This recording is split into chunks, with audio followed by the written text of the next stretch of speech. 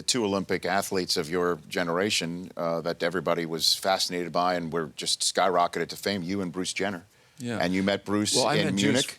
Well, I never met Bruce in Munich, although he competed in the decathlon then. But I met Bruce when he was in Montreal, when he won his gold medals.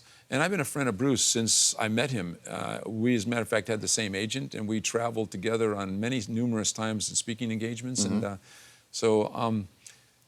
I was asked a lot of times when I was in an event, you know, is that Bruce Jenner over there? And I go, yes, it is. He says, well, what's with him? I says, why don't you just go over and talk to him? He's very friendly, you know.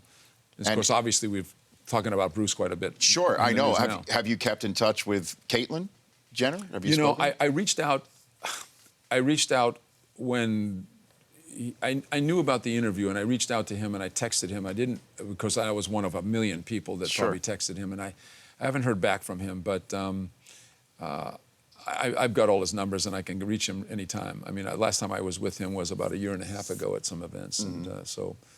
You know, I'm happy for him that he's been able to. Everybody deserves to be who they want to be without any prejudice or any sort of foregone conclusions that, you know, there's somebody that is different. He's different in as much as what we look at today, but he's bringing an awareness to transgenders, and I think it's a positive thing in a lot of respects. And you know, it's really funny.